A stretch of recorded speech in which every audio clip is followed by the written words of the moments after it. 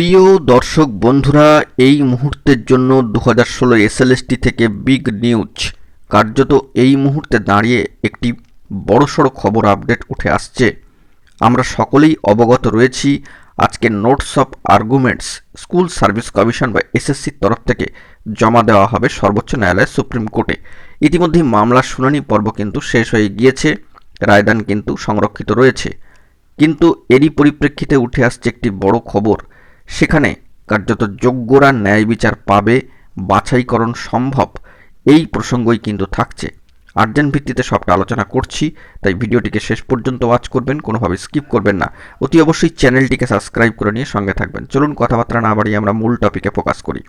বন্ধুরা, এই মুহূর্তে দাঁড়িয়ে যে বিষয়টি অত্যন্ত প্রাসঙ্গিক এবং ন্যায়সম্মত, সেটি হচ্ছে যোগ্যদের ন্যায় বিচার পাওয়া, এবং সেই মর্মে একটি বার্তা ইতিমধ্যেই উঠে এসেছে গতকালকে ওয়াই চ্যানেল থেকে। ওয়াই চ্যানেলে অবশ্যই যোগ্য শিক্ষক শিক্ষিকা অধিকার মঞ্চ 2016 গুরুত্বপূর্ণ সদস্য প্রতিনিধিরা, সম্মানীয় শিক্ষক শিক্ষিকা মহাশয়রা কার্যত একটি বার্তায় স্পষ্ট করেই জানিয়ে দিয়েছেন, তারা কিন্তু 100% আশাবাদী এবং পজিটিভ যে ভালো খবর আসবে। তারা এটুকু আশা রাখছেন, যোগ্যরা কিন্তু ন্যায় বিচার পাবে, তারা তাদের চাকরিতে পুনর্বহাল হবেন যারা যোগ্য। বাছাইকরণ সম্ভব। এই বাছাইকরণ প্রসঙ্গে বা পৃথকীকরণ প্রসঙ্গে একটি বিষয় বলতেই হয় যে সিবিআইয়ের তরফ থেকে সম্মানীয় আইনজীবী মহাশয়রাও কিন্তু এই বার্তা রেখেছেন যে পৃথকীকরণ কিন্তু সম্ভব।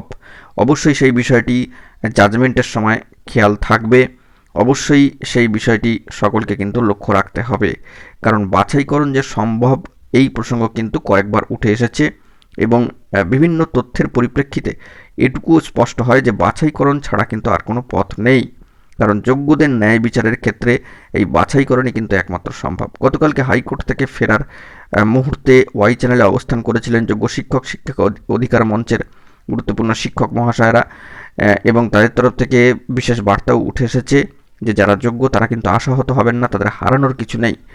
তো তাদের প্রাপ্তি হয়তো আর কিছুটা সময়ের অপেক্ষা, তারা নিজ নিজ চাকরিতে নিজ নিজ স্থানে বহাল হবেন, তার জন্য আর কিছুটা সময়ের অপেক্ষা। ন্যায় বিচার তারা পাবেন, বাছাইকরণ সম্ভব, এবং সেই আশাই তারা কিন্তু রাখছেন।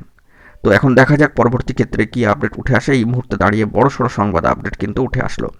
এখন এটুকুই, সকলে ভালো থাকবেন, চ্যানেলটিকে অতি অবশ্যই সাবস্ক্রাইব করে নিয়ে সঙ্গে থাকবেন জরুরি আপডেটগুলি পাওয়ার জন্য। ধন্যবাদ।